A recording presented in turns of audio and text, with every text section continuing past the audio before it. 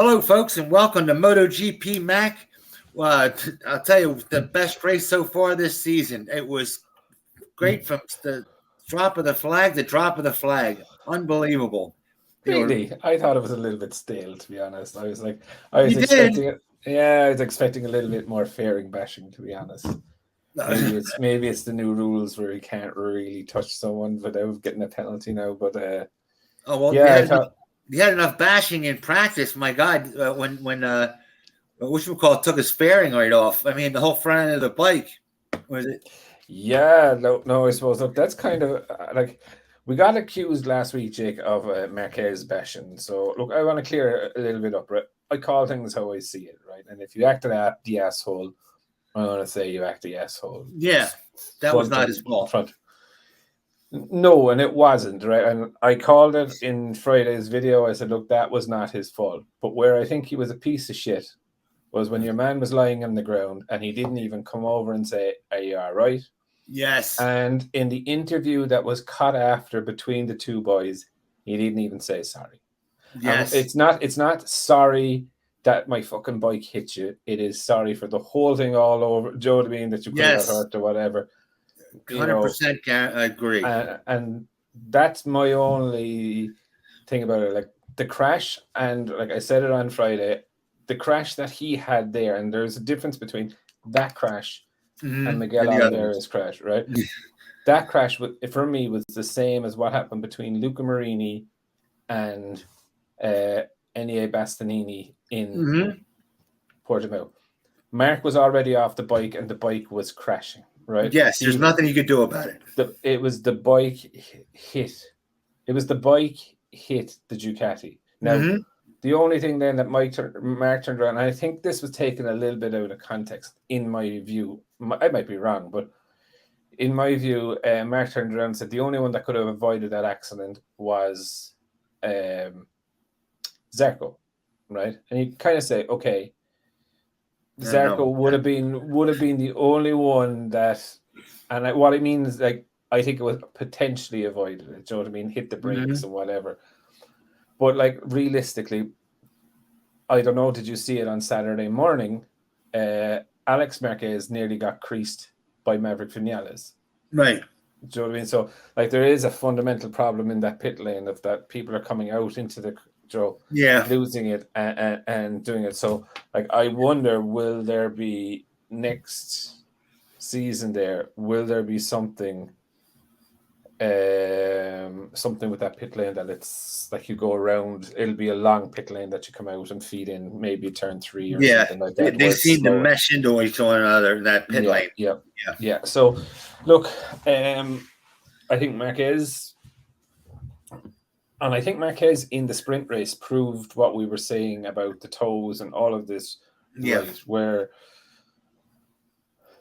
Where I still say, look, Marc has no business towing someone to put the bike in second place when the bike is a 10th or 11th place bike.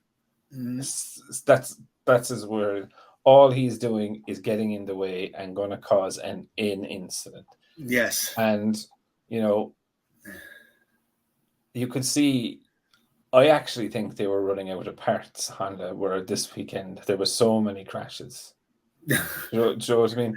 Like for qualifying 2, they took the front wing off Mir's bike, to replace it. Do you know what I mean? So realistically, the amount of times that he went down, got thrown out the front door, besides the injury to his hand, which he says he's going to ride next weekend. Yeah, I think they were just like, fuck, we're running out of parts here. Do we have wings to even put in this fucking thing anymore? Do you know what I mean? It was very interesting that he said to a reporter, they said, well, what do you feel about the practice and all? He goes, listen, I'm overriding the bike as much as I can, and that's all I can get out of it. Right? And he falls. It has a big crash, right? Or 5 crashes, and he could have ran this. He could have ran this race. He just said, I've had enough. That was big because he just went, I've had enough. This is, I've had it up to here. This thing's a piece of shit, and I don't want to ride. That was it. Yeah. Look, like it's not his nature, to be fair to him. it's not his nature just to ride around Right. and whatever. But that's where the bike is now, and I think he's maybe learned this weekend. He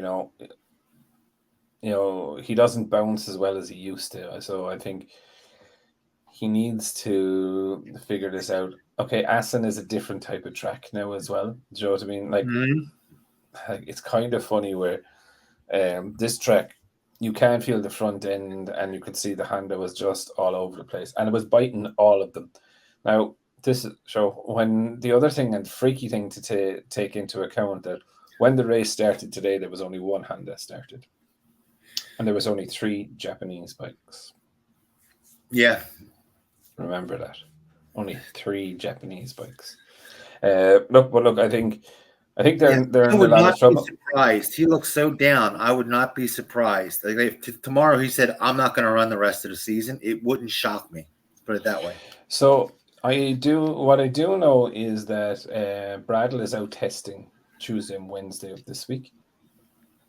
And Mark did have a meeting with Honda's number 2, not HRC, Honda's number 2 executive,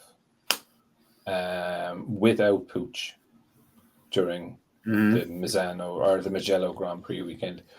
And he just said after it, look, he aired his point of view, and they were asking about how did it go and whatever, and he said, well, look, meetings always go well, but like realistically, being very, very real, I personally think if something good does not come out the door in the Misano test, where majority of factories bring their new prototypes, game over.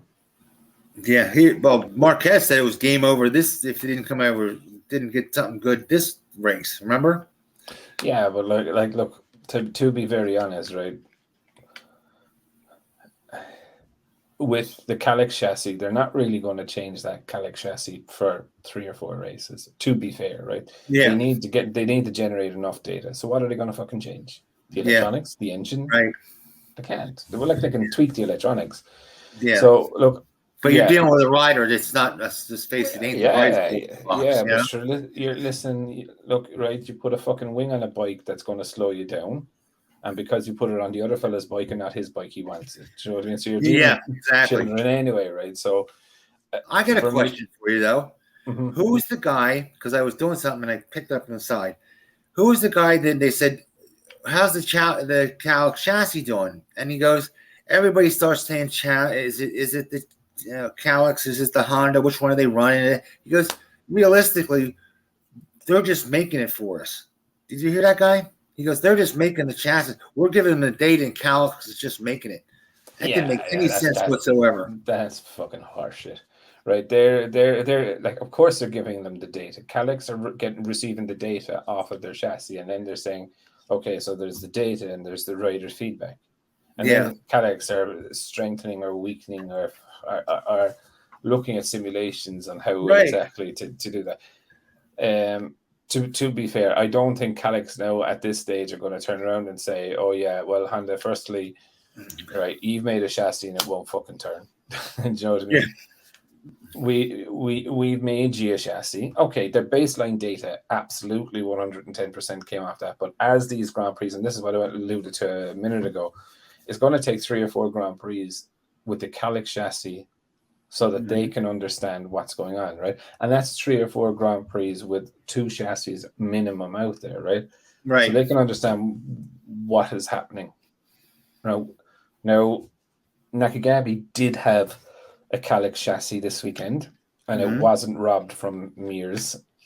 Mears 2 bikes were 2 Calyx chassis, but he was back-to-back testing the Calyx versus Honda, and he crashed in the waterfall with the Calyx.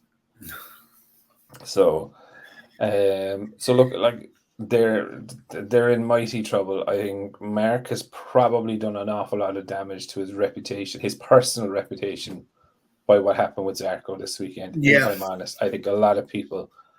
He is still one of the best riders in the world, but I think, when something like that happens, you put up your hands. Do you know what I mean? And the reason he wasn't penalized like he was penalized in Portimao was that the crash type was completely different. Do you know what I mean? Mm-hmm. He was on the bike when he T-boned your man. Do you know what I mean? Whereas the bike was completely separate when it T-boned. Right, exactly. He So couldn't do anything with that. That was not he his was on fault. the ground. That would happen to He was on- anybody. You know, Yeah, he when was I on the say ground. I'm a Marquez fan, I'm a fan of his talent, and he keeps lessening himself in my eyes with the shit he pulls. You know, I mean, Yeah, but Fabio look. has much more class. Yamaha has much more class than Honda. You know, Well, let's talk about Fabio and think fucking beaten by Morbidelli again. yeah, my boy's getting As Morbidelli calls it, the Yamaha Cup. Only fucking two of them, and he's like, "Now I'm able." It's a wee cup. Yeah, and he was running the rear wing from Portimao. But I wanted to see that Fabio. Maybe that's what caught him. Too much fucking rear end. No, but yeah, look, he. I don't know what he's going to do. I don't even know what he can do. Do you know what I mean? So watching a funny thing, all right. You're talking about him spending all his money and whatever, and they were asking the riders who would pick up the check after dinner, and everyone said Fabio Quartararo. Yeah, was always generous with his thing, or maybe Pecco was another one. But I just thought it was interesting watching them, you know. And I definitely had well, I didn't think Yamaha would be a top 5 bike.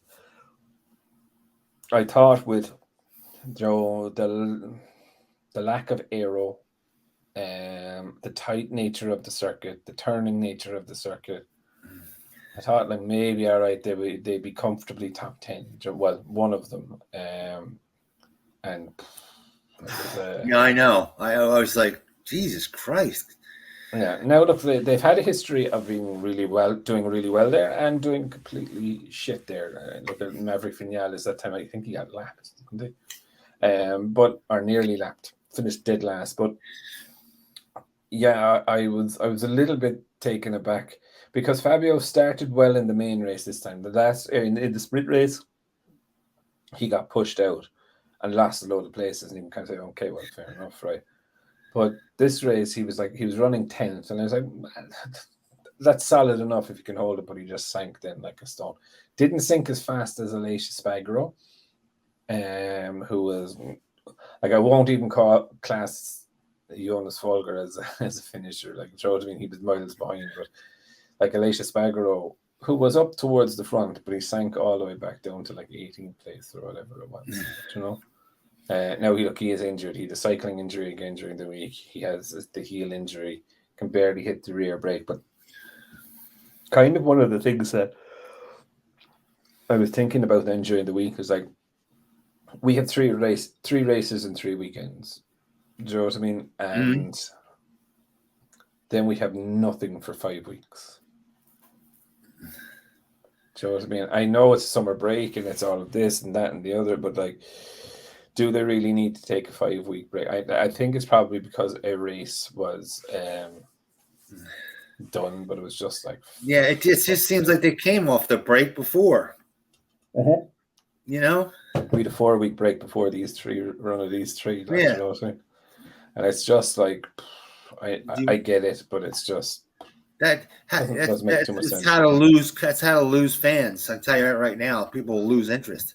They will, they won't, but it's just, I suppose it's just hard to, I fully get that, you know, they need to give teams and riders breaks, you know, to heal, but like, what's the point of doing 3 weekends or doing back-to-backs? You know what I mean? Cover the gap. Like, should it be maximum a 2-week or a 3-week break? Do you know what I mean? Right. But look, I suppose a lot of riders are nursing injuries. So I wonder, will it be good for them, I suppose. Oh, by the way, I was looking at some of the other sites. They are getting outrageous. Honda's leaving. That Moto News and it's all because of aero, and nobody wants it. They used to have wheelies, and everybody wants. The guy flat lies. We want wheelies back, and all these. You think the guy's 80 years old? They want. They did a survey. Actually, I give you a funny stat today, right? Right. So Moto 2 pole, right? Yeah. Marco Simoncelli's 1 minute 23.6 lap on a 250 in Sachsenring. He would have been on pole on a 250. So that's going back a lot of years. Mm-hmm. In Moto 2. In Moto 2, he would have been on pole on a 250. Yeah, I can see that. I mean, if you don't like the aero, when we want everything even. No. But all I'm just saying is just that I just find it so like back to back in an intermediate class. They got rid of it of 250, obviously to go 4-stroke, but still they still haven't fully caught up with the 250s. Do you know what I mean? In the middle class. Do you know what I mean? Yeah. And apparently Pirelli will be the tire supplier next year for Moto 2 and Moto 3. Really? Mm-hmm. I thought, that's the other thing I would say. I felt sorry for our buddy Simon Crafar. He does it after the flag, and at the last race, and he's telling the Ducatis did this, and the KTMs did this, and that, blah, blah, blah, and Honda was lagging, and Yamaha was lagging. And these nuts came on. I mean, like a dozen of them. Oh, why aren't you giving Honda better news? Why aren't you backing them more? Why aren't you giving them, like, what do you want him to tell you? Do you want him to lie to you? Yeah. He's the straightest arrow, and these people are going nuts. I'm sorry. You're not a fan if all you want to do is see your brand win. You're not a MotoGP fan. I'm sorry. That's all you give a rat's ass about. Look. The way I always see it, you always want your favorite team, favorite rider to win. Right. Look, that's part of it, but it's not the whole thing. And look, maybe people can be fans of just watching.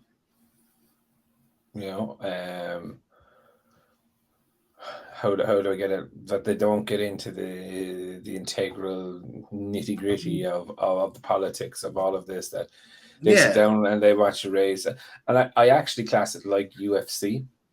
I would be a UFC fan, but I wouldn't be a follower. Does that make sense? You're a casual fan. I love watching two dudes or two ladies kicking the absolute shit out of each other. Do you know what I mean? Sit back, have a beer, and watch it, and just thank God that it's not you getting thumped around the place, right? Do you know what I mean? But I wouldn't be searching the news every single day about it. Do you know what I mean? Right. I may look it up on a Friday night and see who's fighting on the Saturday. And if it's these good, people were giving Simon hell for wanting they want him to cheerlead, okay, for something that isn't there. There was an incident during the week with a subscriber on site here who left an absolute vulgar message after I corrected him on it. Now I've reported it to YouTube and all of that, right? But which is fine. But basically, he was telling me that Yamaha are the best engineering for engines, and I said Yamaha's known weak spot for engineering is engines. And then he was telling me that I was a shit mouth and a shit face and all of this, blah, blah, blah, blah. Yeah. Right. And it's absolutely fine if you want to believe that, but I will just turn around and I will also tell you what my opinion is. Do you know what I mean? And that's the whole point of the channel. It's not fighting with each other. It's about arguing your point. And if you have a valid point, great. And if you don't, whatever we talk about or argue about on here is never going to change the world anyway, right? So, like, no, it's not getting fucking upset, and there's no point in coming out with really abusive stuff. And it's very rare that I report someone to YouTube, but this person in particular, the stuff that he was saying in it was just off the fucking wall. Like, I was actually no, because it was all directed at me, right? So. No. This is all direct because I corrected it, right? So And I just did my normal thing then, obviously, and just so people know, I reported him to YouTube, responded to him, and then blocked him. So I will get the last word. Yeah. So he can get all fucking excited and hit the reply button. It will never actually send. You know what? Since I look at other sites too, they go down and complain in every other site too. If somebody's not cheerleading for what brand they like, they're you're wrong. Like every expert in MotoGP is wrong but them, because they have one in their garage. It's just yeah. Look, I do find it genuinely interesting, but I don't. Obviously, I just don't waste time on those anymore. Yeah. You know what I mean? Like I used to enjoy the arguments and the battles. I give my opinion. If you don't like it, I don't give a fuck. Yeah, right. Let's not. I have no, and that's not saying that I don't enjoy discussions with people, but if people are just being completely irrational and like literally they were trying to tell me about the V4 or so it started over the V4. And I wasn't going to go into why a V4 is better than thing. The only question I asked on that conversation was, well, why has every new team that has come in chosen to go the V4 rather than the inline 4 option? Yeah, exactly. And that was it. Every car manufacturer, every auto racing, every boat racing, no matter what it is. Well, no, look, there's a lot of car manufacturers still are in the inline, right? Yeah, but that's only in whatchamacallit racing, where Europe. they club racing. No, Europe. We don't have a lot of V's over here in Europe. Right, but it's like if the car comes with an inline and they race with the inline. If it's anything, it's where they have to build the engine. It's always a V. Yeah, like if it's going into a dedication, like if you look at Formula One, again, would be another area that, or GP2 or all of these dedicated racing series, it's a V. It's normally a V. Now that's more so for center of gravity reasons and all of that stuff, right? Because you can sit it lower, etc. But look, I always enjoy a good argument, but the ones that are coming in with that would be senseless or pointless. I really, I just get rid of them, and I don't care. But back this weekend, since we're doing racing, what did you think of the KTM's versus the Ducatis this year?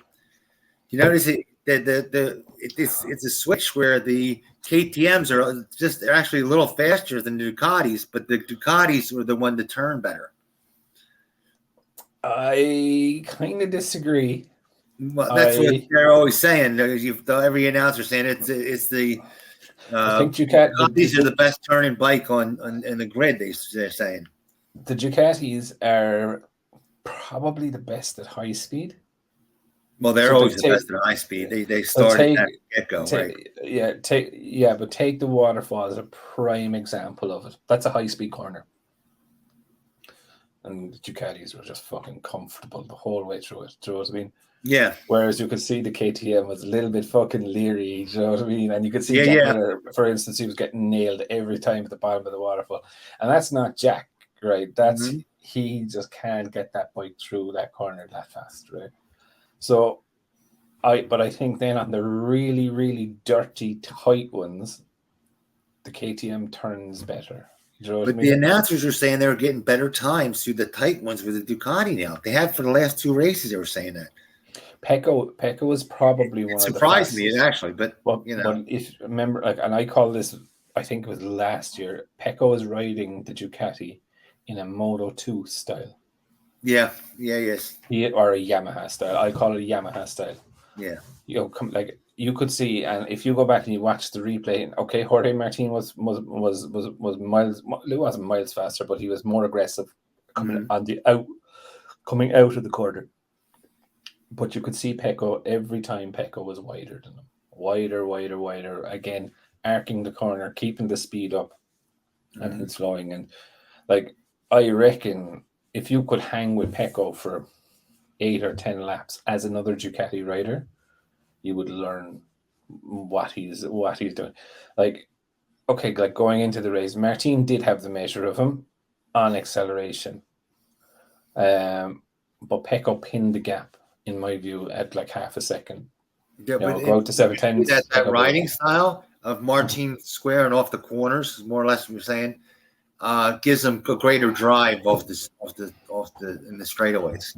Yeah, but it also helps them defend, because Pecco behind him is an arcing corner, so he has the Yamaha problem. Yeah, true. You're right. Watch the last 2 laps, you'll see exactly that's what happened. Like when he nearly ran up his arse in the second shot, I think that's all corner speed that was Pecco. Because all Pecco was doing, he was turning tighter to come up the inside of him and go around the outside of him. Do you know what I mean? He knew he could brake later and go around the outside into turn 1. Didn't you see it coming? Didn't you see it coming? The contact, you could see it was like, it's going to happen. Yeah, no, it was smart of him to back off, though, I thought, instead of losing.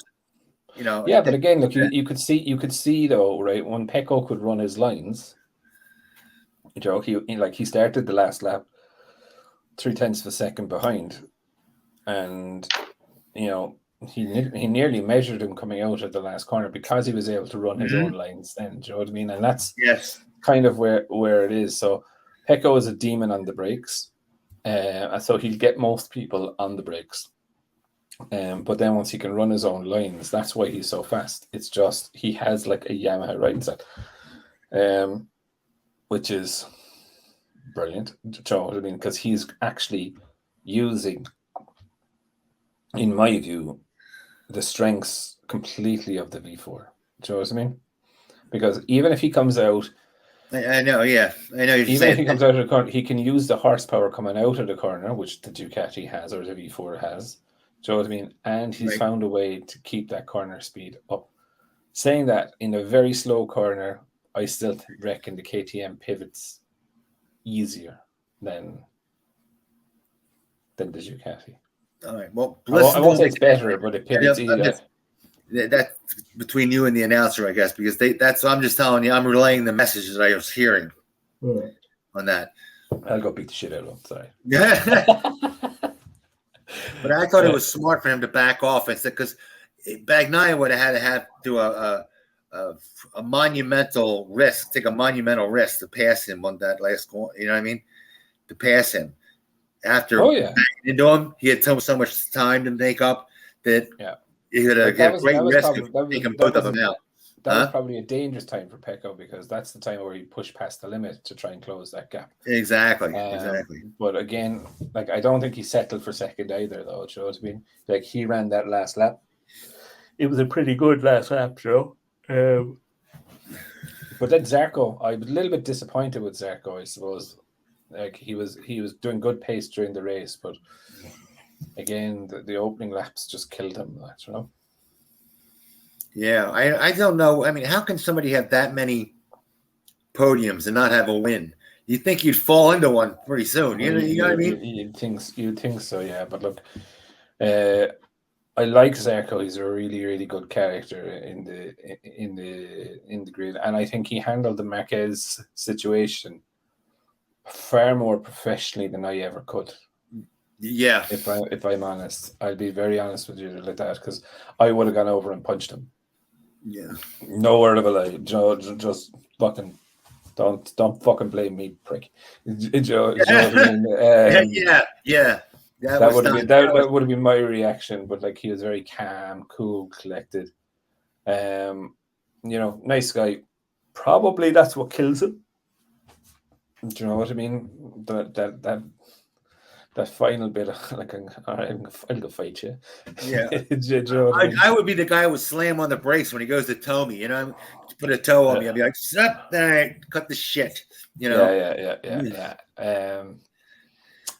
Look, I thought it was interesting. I think I'm becoming a little bit of a fanboy, though, of a particular rider. I think I am. Who's that? Augusto Fernandez. No, yes, you and Augusto Fernandez. Yeah. Yeah. I just like, he's top at 11th or something. Do you know what I mean? Yeah. Again, beating Fabio Quartararo, beating Raul Fernandez, Franco Morbidelli. Do you know what I mean? in the fucking midst of things, do you know what I mean? And you're just like, fucking hats off to you, do you know what I mean? And what's he riding again? He's riding a KTM, well, a gas. I'm going to call it a KTM. That's what I thought. KTM. That's why he's beating Morbidelli and Quartararo, though. Yeah, but he hasn't fucking raced around that track at that speed before. Do you know what I mean? Like, there's a lot of shit, and it's not the first time that he's beaten them. Do you know what I mean? He beat them, and definitely beat one of them in the Jello. Do you know what I mean? I'm just like, he's doing what a rookie is doing. He's not trying it up the road every fucking weekend. All right, maybe he's having practice crashes, which is fine. But like, he's finishing races. He's doing well. Do you know what I mean? He's showing his. What was it? He finished fourth there recently. Do you know what I mean? He's showing us not a flash in the pan. Do you know what I mean? He's thereabouts. And for me, I'm like going, yeah, good fucking rookie. He's definitely going to deserve his Rookie of the Year title anyway. He'll definitely deserve that. That's for sure. But again, my boy Fabio, I think Fabio might be like doing like a Marquez and going, all right, I'm not pushing it. It's getting to him. He's not doing the 110%. You know, he's already beaten before the race starts. Yeah, it's just like, I'm not doing this 110% anymore. It's just beating me. You know. Yeah. Unless I like the circuit. Yeah, well, I haven't seen him like a circuit yet. I've been cheering for him. You know what I mean? I've been looking for him to do I know, better. but Joe, the way, like when you naturally as a rider go to a track that you like, everything goes a little bit easier. Yeah. Whereas not a lot of riders like the Saxon. I think Zarco and Marquez are kind of like the two top fans. Maybe Miller, but the Saxon rings all corners. You know, yeah, but if your bike doesn't turn, you're fucked. Yeah, right. Yeah, exactly.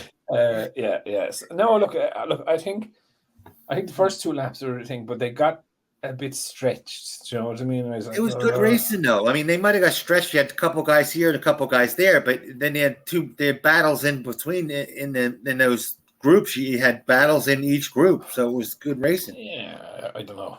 I found myself looking a little bit at my phone during the race. That's never a good sign, you know. Personally, now, what was I going to say? Yesterday's sprint race, there was an interesting move by Zarco on Binder at the end of the race, where people were saying, and correctly saying, if that was Marc Marquez, there would have been fucking absolute murder that he did that to someone. But because it was Zarco, it was kind of brushed under the carpet. Well, I think the opposite. Marquez gets away with the murder. No, but I think people would have been calling for Marc Marquez's head, the fact that, he pushed Binder off the track and whatever. And that's just a build-up, though. I tend to agree, but I think first of all, there's race stewards who I don't have an awful lot of faith in, as we all know. Yeah. Investigated it, and they said, that there was no further action needed. Now, I think there was a couple of things that went on there, right? And I'll commend them for using common sense in this one.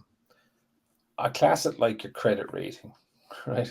But we're going to call it crash or take someone out rating. Right. And Zarco has a fairly good and nice record of not taking people out or crashing into people. So he also did that move last year on Aleix Espargaro. Now, the difference between this year's move and last year's move was that Binder was actually trying to attack Marini and ran wide. Mm-hmm. And that's why, and lost speed. And that's why the opportunistic move from Zarco happened. And it was the slightest touch. It wasn't a bang, it was a touch. But most people forgot that in turn 1 or 3, I can't remember, Zarco's right height device stayed on at the start of the race. And he couldn't turn. And actually, Binder gave him a belt going through one of the... So it was kind of 1-all. Is the way I would call it. Binder got away with a touch earlier on in the race, and now, was it a risky move? It was 100% risky, but any move through the waterfall is a risky move. But I think it was good to see the race stewards making a proper decision, I suppose. Yeah. Do you know what I mean? Or not even a right one, but it was just like they took everything into account rather than just like, fucking long lap penalty. Yeah. You know? Yeah. But look, I think the Sachsenring is a very out there race anyway. It's an edge race. It's a little bit like Kota. Do you know what I mean? Yeah. There's no testing there. Nothing. But the biggest shock of the whole weekend, in my opinion, was Marquez not racing. Throwing up his hand, said, "I've had enough." It was like Roberto Duran with no Mas. I had enough. I've crashed too many times. That's it. I'm not riding this weekend. Well, but look how many times he got thrown out the front door. Yeah, I know. But when's the last time you seen a racer go, okay, I could race, but I'm not. I'm just worn. I've had enough. When was the last time you saw that happen? I reckon that there's no more parts left. I genuinely think that had there's no wrenches left. Anybody got an 8mm? No. I don't think they had any wings left. I wore out. Yeah. No, it was just a crash fest from Marquez. And look, like they weren't small crashes. They had to go to the next team over and say, "Excuse me, can I borrow a cup of fiberglass?" A cup of fiberglass. Yeah. Anyone got resin? Yeah. It was just fucking hell. You know, like you knew it at the start of every session that it was a countdown to Marquez crashing, which it's never nice to see someone doing that. But it kind of reminded me of the mentality that he had in Argentina.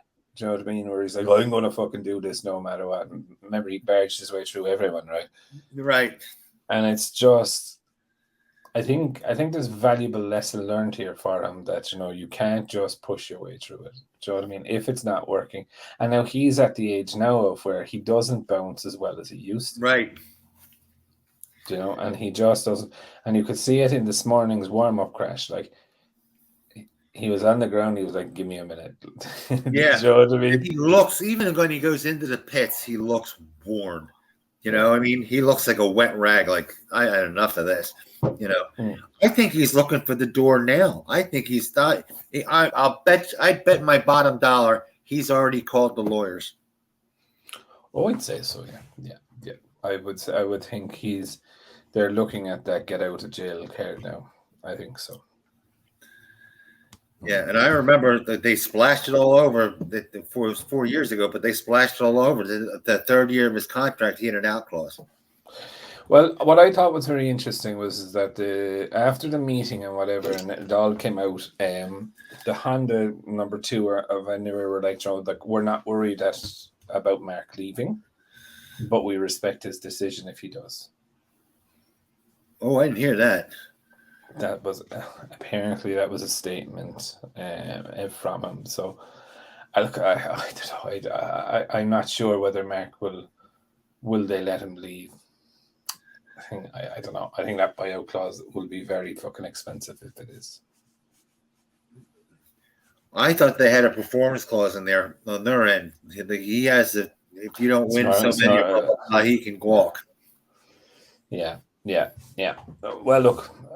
His performance clause then would obviously be put into how many races that he's finished. Do you know what I mean?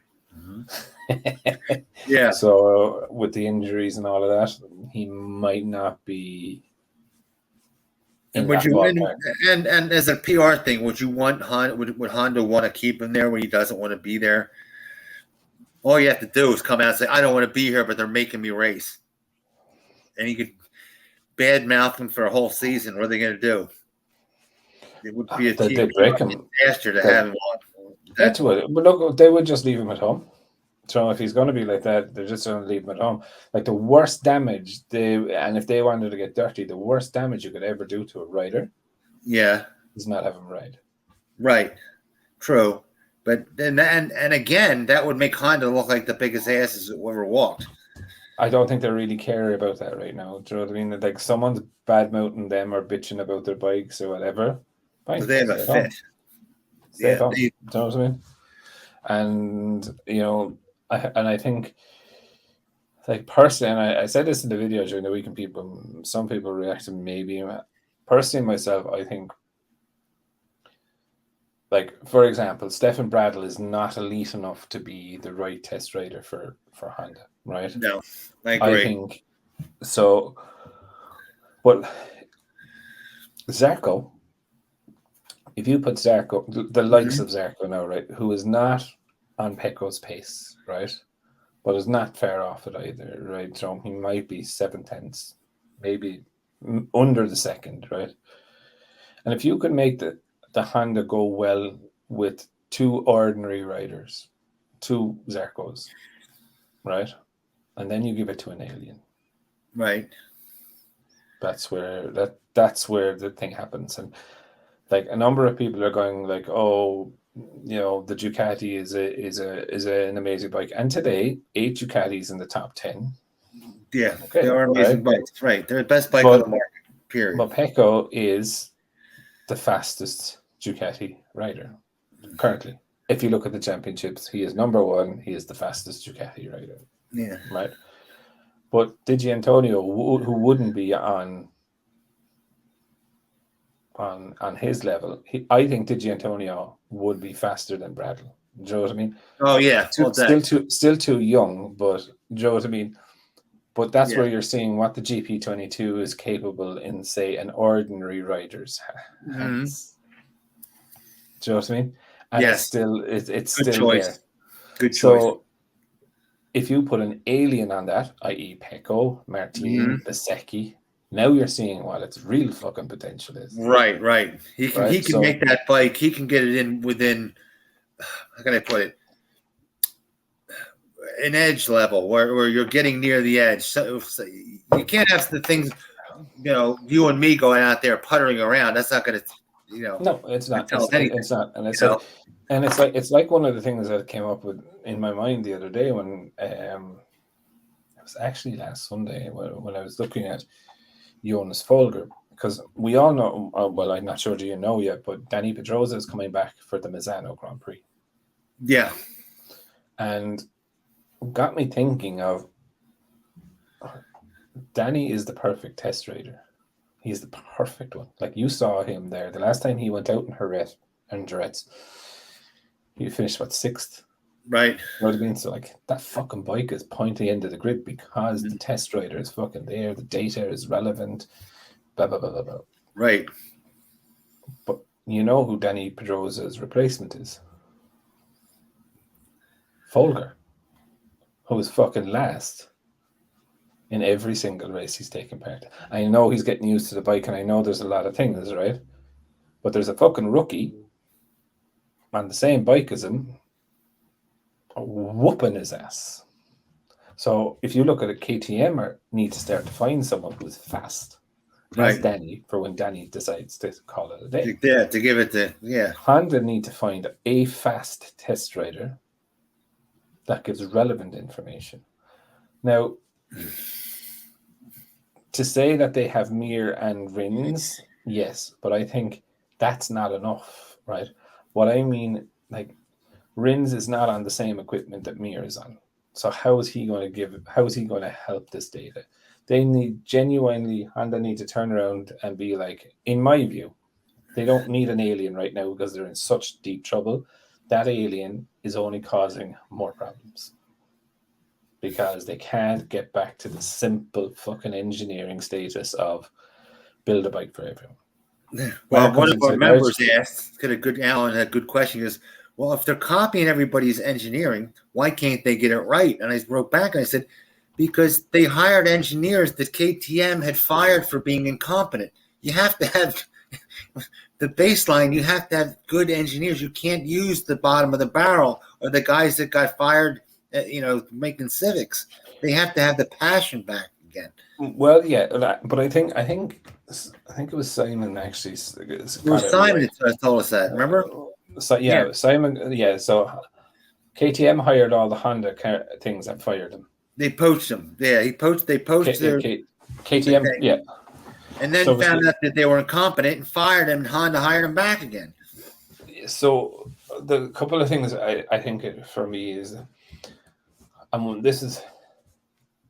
I don't like saying or Europe versus Japan, but I suppose it kind of is. For me, when I look at it, if you look at the structure of a European team, everything is obviously based on the one thing. Majority of them all speak the same language. Do you know what I mean? Like you look at the test rider for Aprilia, speaks Italian. If you look at the test rider for Ducati, Italian. Do you know what I mean? So in an Italian-based team, there's no miscommunication.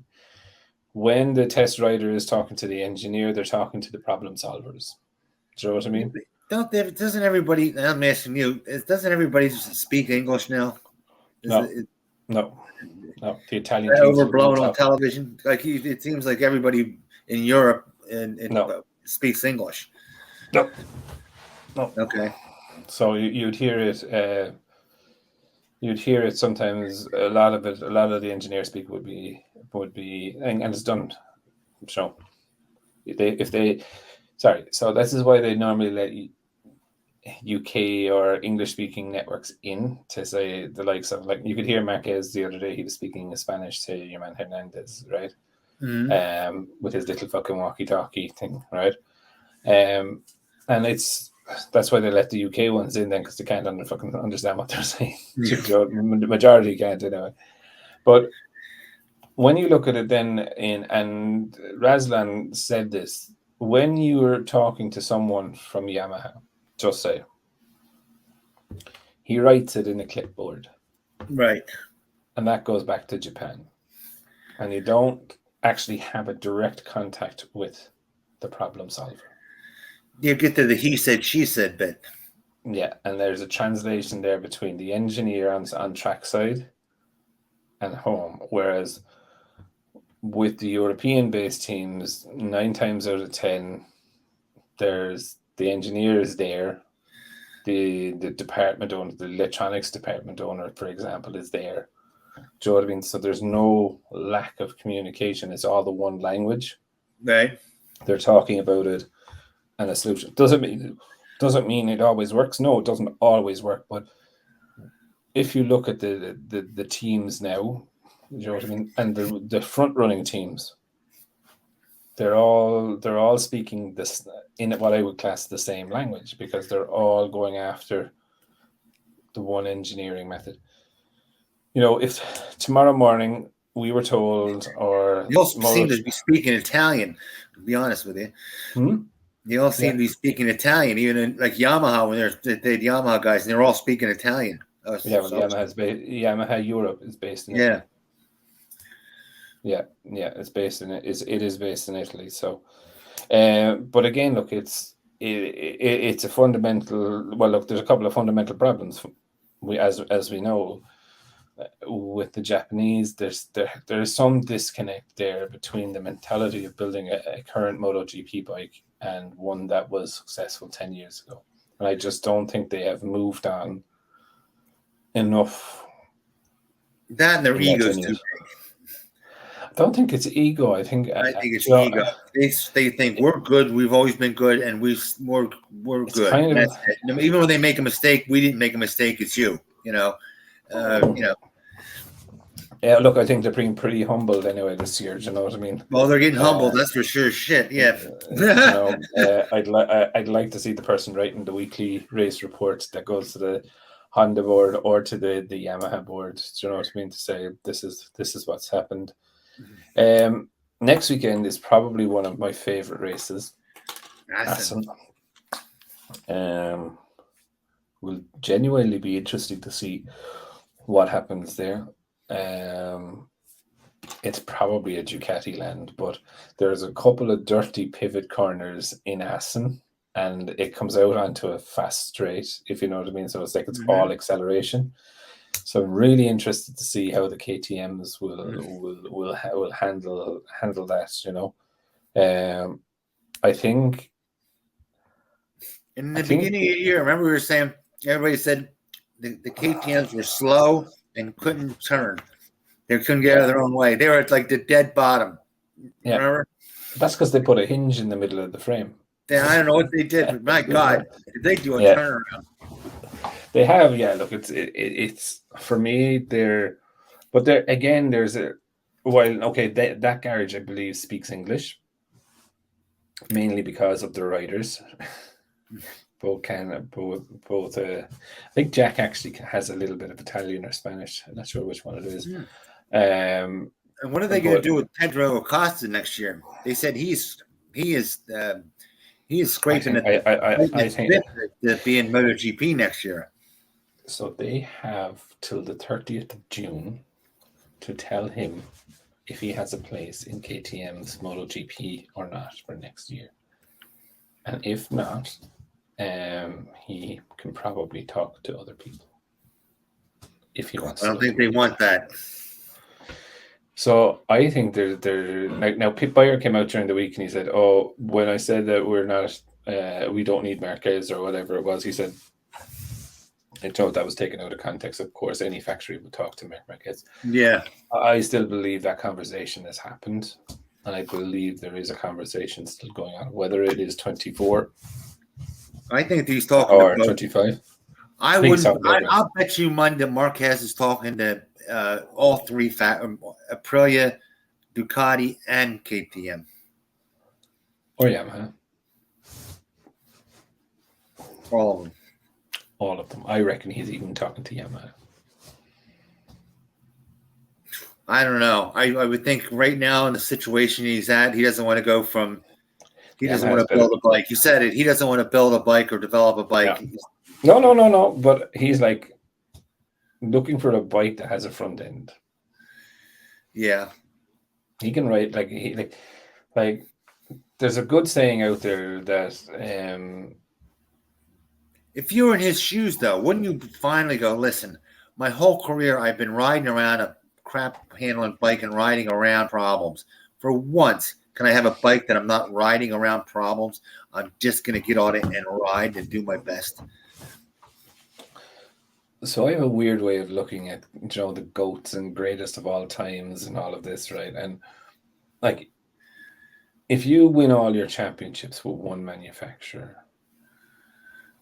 does it really make you a GOAT?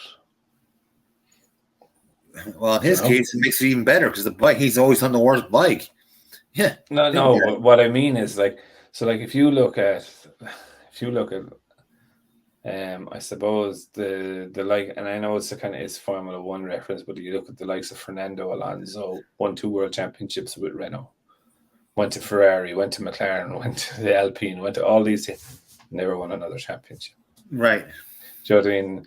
You look at what's his name? There's a couple of them there that they've won world championships. They moved teams and they were never successful. So like you're kind of going like, okay, were you on a good bike? Was it the fact that bike suited you?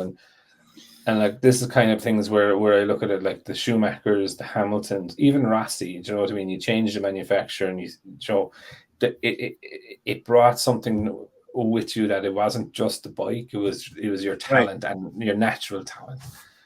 And I think personally, Mark, even if the Honda was somewhat of a good bike, I think to win his 10 world championship or his 9 world championship or 8 or whatever it is, he needs a manufacturer change to cement that legacy, in my opinion. I'll agree with that. You know what I mean? So it's like if you've won them all on Honda, you didn't have the balls to move manufacturers, start at zero. And you didn't have the balls. It's easy to stay winning. But now, look, we all know with the Honda, right? And I think this is a good analogy of it, right? Honda didn't develop a bike just for Marc Marquez, right? No. Marc Marquez was just the only one able to cope with it. So they've naturally built a bad bike that no one can cope with. Right. He's the only one to ride around the problem. Said the skill to ride around the problem. Exactly.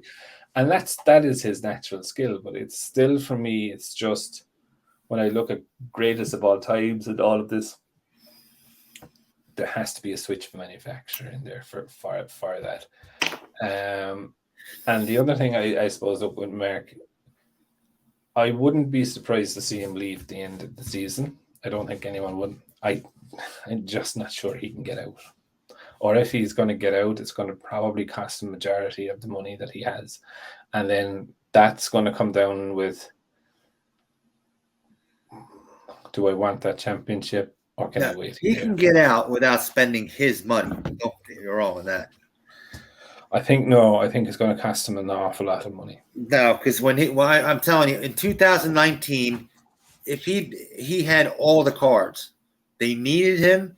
They had to have him. They had to have only him, or this whole thing would have started back then. If he'd left in 2019, he would have 3 more titles, say, right? He would have won every year. Annihilated Honda. Honda would have looked like idiots. That everybody would have, filed him dead last, and they know it, right? Marquez had all the cards. He signed that contract with an out. I believe that wholeheartedly. Yeah, I don't know. I believe it. Why wouldn't it be? If I'm holding all the cards, I'm going to write an out clause in that thing, an easy out clause. Yeah. Maybe that's why he fired his manager. If he didn't have an easy out clause with he had to buy the cojones of Honda. I mean, what could they have done without him? Nothing. Look, as karma and fate came along, do you know what I mean? He had one good year in 2019, and in 2020, 2021, 22, pretty shit years for him. Do you know what I mean? So, yeah, look, I think if I'm very honest, I'm just not sure whether. Look, there has to be a reason why he got rid of your man, right? Was it because he was tied to Honda for 4 years and had no out clause? Is it the fact that he was just tied to Honda for 4 years and he does have the out clause? Look, I don't think Marc is afraid of making waves at Honda and Honda calling him a prick for leaving, right? That's his nature, is to be like that anyway, right? But I got the sense of the feeling actually in Mugello of that his mind was already made up that he's leaving. I didn't expect him to come out and crash 5 times this weekend or push it the way he was. I think he has to. That's his nature. Yeah, but I don't think I don't even think he expected to crash so much. No, I don't think so either. I didn't think so either. And did he look a bit beaten towards the end of it? He did. Like, there's pictures of him there with his head in the fucking Armco barrier, just like, and kind of like the crash in Mugello last weekend. Very much so, his reaction reminded me of Rossi at the top of the corkscrew when he decided to leave Ducati. Do you know what I mean? Yeah. He just kind of looked at it and just went, fuck off. I know. When I saw him, he was in the pits, and he was just, especially when he said to the reporter, "I've been overriding the bike as much as I can. That's all you're going to get out of me. That's it. There is no more." Mm-hmm. And he said it in this in a desperate way, as in, "That's it. I can't do it." You're like, yeah. That's all, folks. And he looked despondent. And you'd always feel sorry for someone in that particular, like Fabio is probably in it as well, Joe. The exact same thing of like, no matter what you do, you just keep going fucking slower. Like, if you look at it, Fabio in Mugello was 15 seconds slower this year than last year. Jesus. How the fuck do you go 15 seconds slower? 15 seconds. That's an average of what, a half second? A lap? Every lap? Yep. Jesus. Yeah, he's had enough too. He must be just going, I'm not going to do the 110. And Franco's fucking delighted. About that too. I'm riding 110% all the time, and it's getting old. And Franco's fucking delighted because this is actually repairing Franco's reputation. Right. Now the team should be smart enough to notice this. If we know it, they should know it. So I don't think they're going to keep. I don't think that would. In my mind, I wouldn't keep Franco anyway. I would just say. But Franco has been very cheeky though, right? Franco's like, I'd be. He is. I have a plan. I have a plan A, B, and C, and whatever. Franco knows already what's happening. 100%. Franco already knows what is going on. That's why he's out there going, we had a plan A, B, and C. And the thing, and that was his actual quote, we have a plan A, B, and C. So he knows he's going to be in MotoGP next year. He probably already knows his destination. Yamaha I read probably he's actually going to pay him more. looking at World Superbike. Nope. He's 100%. He said the other day that I will be on MotoGP grid in 2024. No, he's just talking shit. Why in God's name would they sign him up again? I reckon who is there now on the grid that's looking for a ride that could take his place? You have Fabio Di Gianantonio. Right. You have Bezzecchi or Marini. You can hold off for Pedro Acosta. Would Acosta go to Yamaha? If he has if here comes June 30th and he wants to go to MotoGP and he don't KTM don't give him a slot, he might. Well, if KTM turned around to you and said, one more year in Moto 2 and we'll put you on a KTM or a gas factory bike in 2025 or go to Yamaha now, what would you do? That's a tough call. It's a very tough call. That is a tough call. Like, I know Yamaha were looking at Yamaha, more or less, because they're not going to build that V4 that fast. Yeah. So you're wasting your fucking time as a rookie coming in because you're only going to damage your career. Do you know what I mean? Like Acosta is supposed to be the next Marc Marquez, right? Yeah, I know. So you get on a Yamaha, you're a fucking tail end Charlie.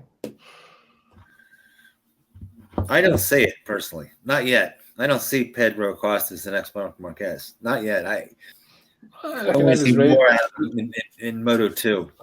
Looking at his race today, yeah, I can see the flash of brilliance. Do you know what I mean? So I can see I can see it's there. Is he the rawness of Marc Marquez? No, but this guy has been schooled in a different manner. Do you know what I mean? Is the raw pace there? Yeah, it is. But is he Marc's nature? He's not. Do you know what I mean? And he's been formed more professional, etc. Do you know what I mean? Than Marc. My view of it. Do you know what I mean? But I don't see the devastating or the super fast lap times that he did with Marc Marquez. We didn't see it with Quartararo in Moto 2. Yeah, but he's an exception to the rule. You know that. No, like there's been a lot of fellas coming up from Moto 2. Jorge Martin, Joe Bagnaia, Bezzecchi, they all had natural raw speed, but they just had a different character to Marquez. Whereas Marquez hasn't actually changed his character from fucking 125 where he'd bash into you and not apologize for it. Do you know what I mean? Yeah. Yes. So these guys are kind of more so pure groomed, I will call it, than what Marquez was. Marquez just had natural talent, knew he was going to be there, and everyone fed him. Do you know what I mean? And I'll tell you what, the general public, even at this point, is getting fed up with Marc Marquez's bashing. People used to let him go a lot more with him bashing into people. Now even the casual, the casual MotoGP spectators going, hey, this is getting to be too much. This guy's why is he always getting let off the hook when no one else is? Yeah. Look, I think that's just Marc. You know what I mean? And look, Rossi. Because Rossi was murder for it as well. Do you know what I mean? But then those like Marquez, we went over that before. It was still different.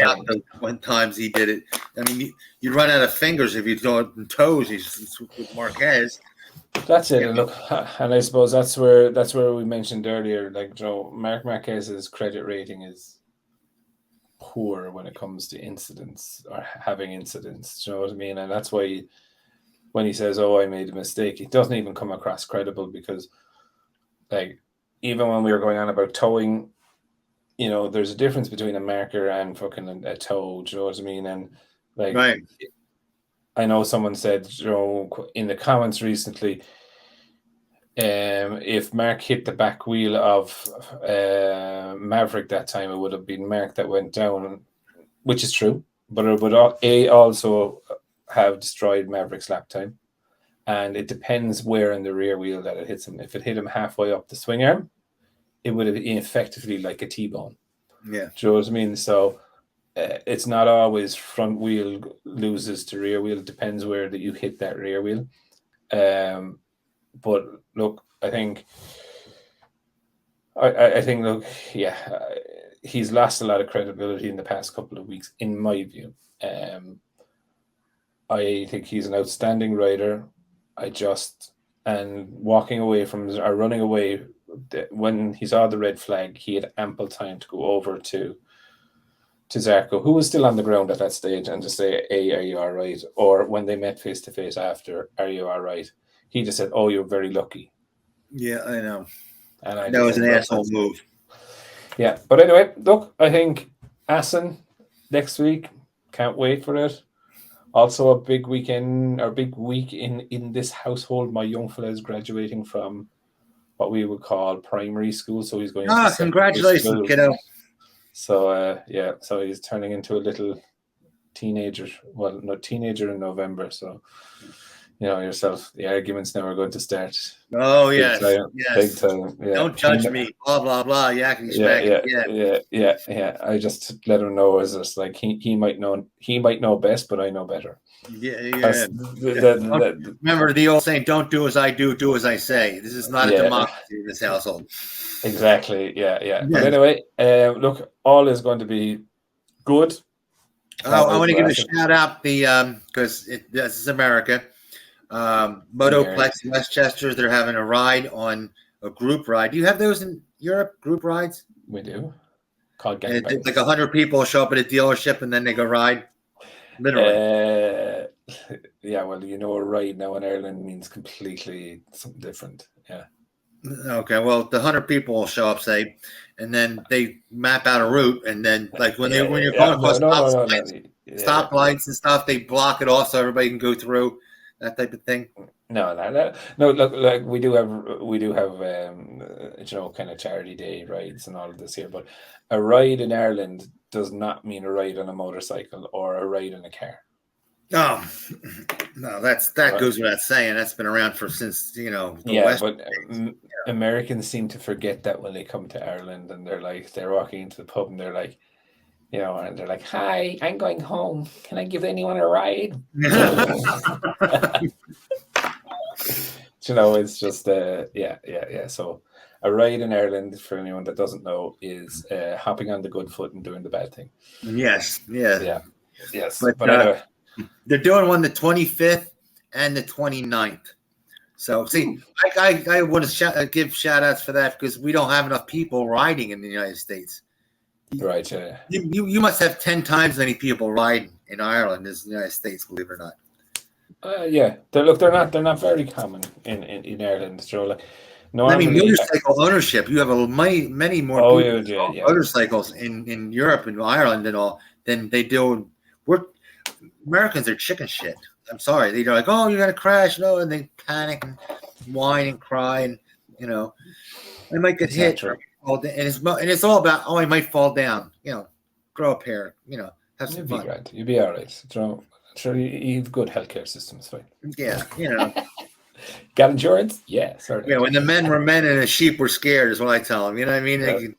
They'll say, "Oh, they never rode before," and they're like, "I'm leery of the cars." You're not leery of the cars. You never had one pull out in front of you. You're lying. You're afraid of falling down and getting a fucking road rash or something. Grow a pair. And they go, Road rash is a pain in the hole, to be fair. But anyway. It's a pain in the but it's part of riding. You know what I mean? Yeah, you accept it. You do.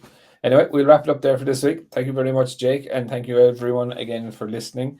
Yeah. This is our 51st podcast, believe it or not. So next week's podcast we're like herpes. We just keep coming back. That's it. Anyway, we'll wrap it up there, and shall we see everyone next week? Have a good one, folks. Take it easy, guys.